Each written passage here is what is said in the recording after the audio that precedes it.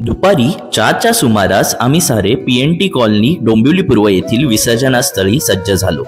यंदाही केडीएमसीच्या अभिनव उपक्रम विसर्जन आपल्या दारी अंतर्गत घरोघरी जाऊन बाप्पाला निरोप देणार होतो.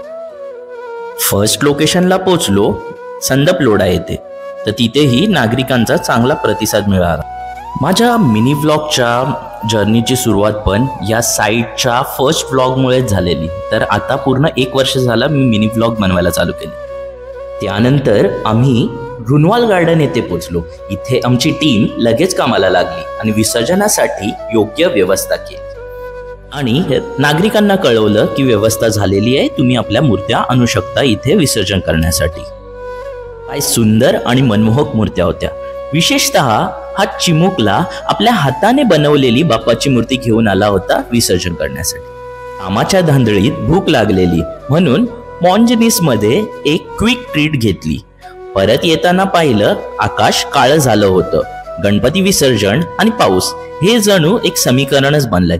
पाऊस कोसळायला सुरुवात झाली पण लोकांचा उत्साह कमी झाला नाही. आकाशातून पाऊस पडत होता पण जमिनीवर बाप्पांचा जयघोष सुरू होता.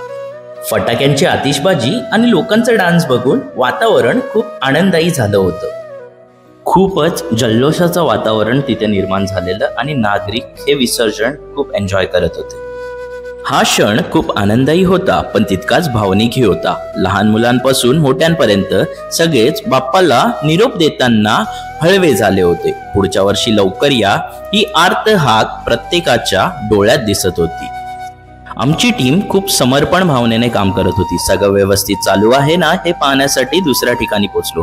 पीएनटी कॉलनीमध्ये सगळी व्यवस्था सुरू होती. नंतर टीमसाठी जेवण आणायला माऊली हॉटेलमध्ये गेलो. मूर्ती विसर्जन झाल्यानंतर त्या काळजीपूर्वक बाहेर काढून योग्य ठिकाणी ठेवल्या जात होत्या. बघा आमची टीम किती काळजी घेऊन हे काम करत होते. त्यानंतर नांदिवलीच्या हॉलच्या साईटवर पोहोचलो जिथे Yash was taking care out of the site. Then मी पोहोचलो परत रुनवाल गार्डनला. तिकडची साईट रॅपअप केली आणि आम्ही पुढे निघालो. पूर्ण जे काय वॉटर टँक्स होत्या त्या खाली केल्या आणि सगळ्या मूर्त्या गोळा केल्या. रात्रीचे 11 वाजलेले तरीही लोकांची गर्दी काय कमी होत नव्हती. असं तर टायमिंग 4 ते 10च होतं पण लोक येत होते तर आम्ही त्यांना थांबवलं नाही. वॉटर टँक्स खाली करून तिथे नीट ठेवून आणि तुमचे निर्माल्यही नीट ठेवून कलेक्ट करण्यासाठी साईट रॅपअप करून मी पोहोचलो नांदिवलीच्या साईटवर. अखेर रात्री 12 नंतर आम्ही नांदिवली येथील काम पूर्ण केले. संपूर्ण दिवसभर लोकांचा उत्साह, आमची टीम आणि बाप्पाची कृपा. अविस्मरणीय अनुभव. पुढच्या वर्षी लवकर या.